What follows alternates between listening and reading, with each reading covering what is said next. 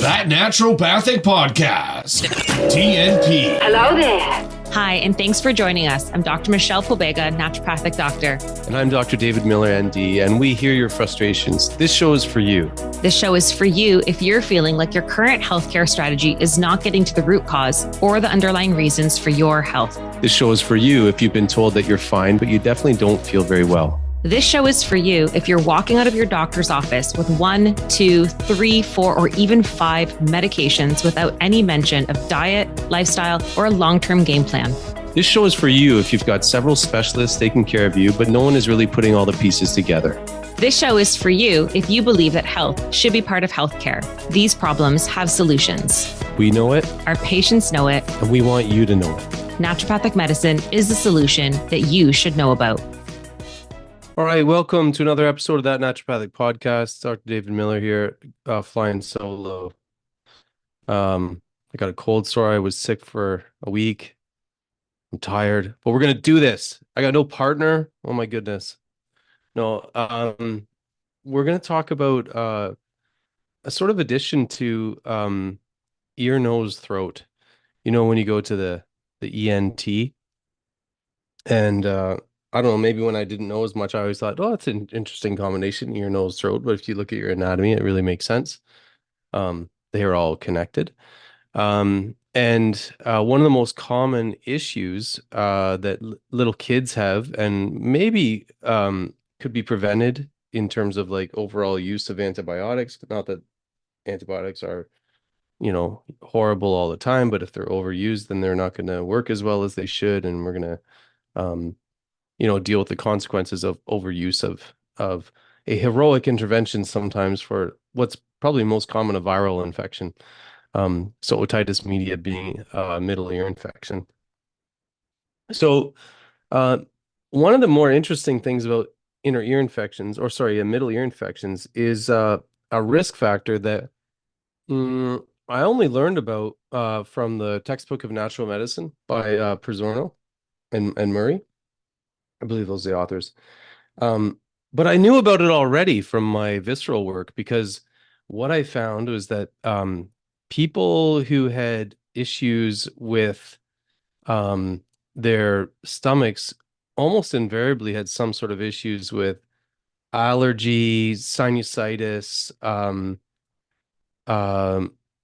throat issues, and now I'm going to add to the mix middle ear infections.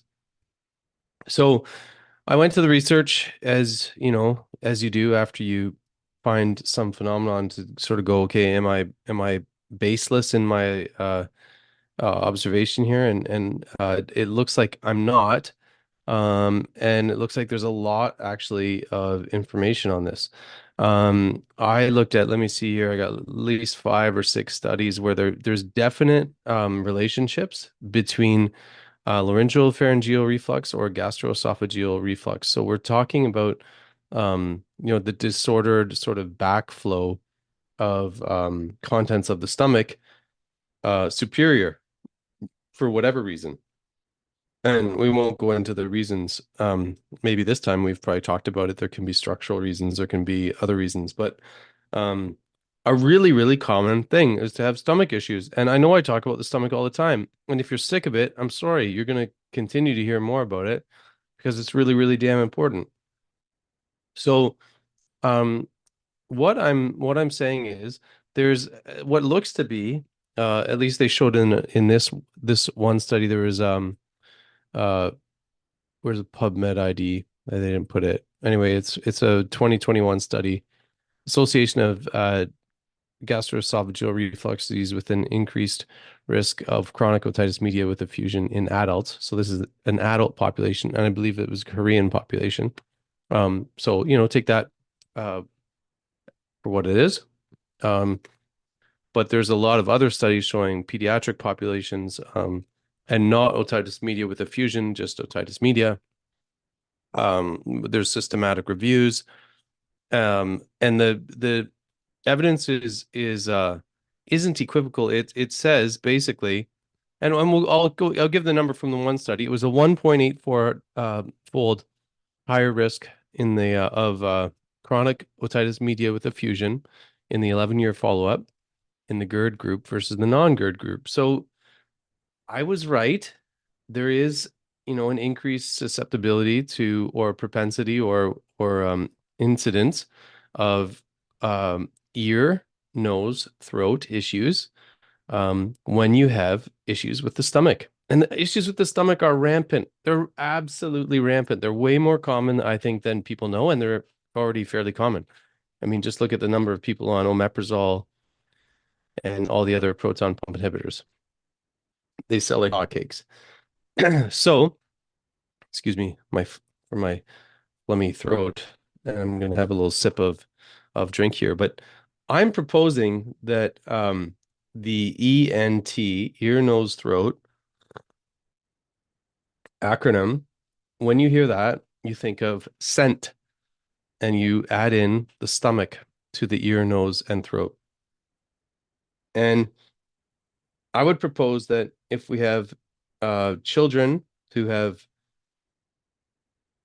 some predisposition to get ear infections, we got to try and fix their stomachs. And if you're an adult, same thing. It's it's probably and it can be silent reflux like that laryngeal pharyngeal reflux, which maybe just gives you a little bit of cough or erodes a little bit the vocal cords. You get some sort of changes with the vocal cords, but it's less obvious, I guess, than gastroesophageal reflux with your sort of burning and everything substernally. Both of these, we need to treat the stomach. And there's many ways to treat the stomach, and that's not what this episode is about. I wanted to really bring to light the fact that this otitis media, really common in kids, one of the most common infections for which antibiotics are prescribed, rightfully or wrongfully in many cases. We should do something about these kids' stomachs and the reflux that is likely going on. And it's actually going to make me incorporate a little bit more of a ear exam into my general assessment.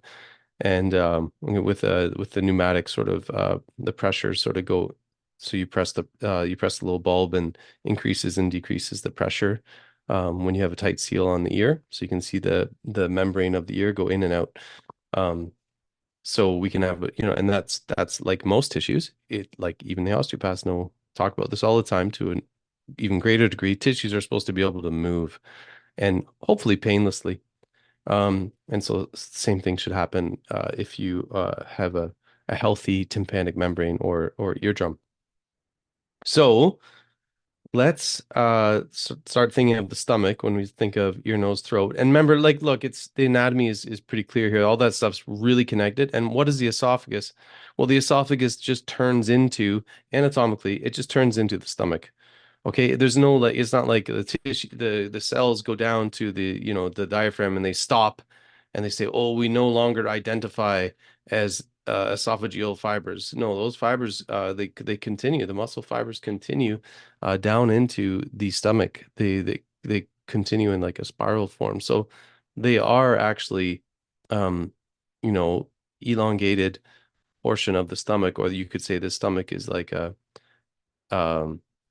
what's the opposite of invagination? Basically like a part of the esophagus that sort of got bulbous, right? Like they're the same embryological origin tissues, really, really closely associated. We shouldn't be too surprised that, an anatomical weak point, which is the hiatus of the diaphragm where the stomach the esophagus slides through.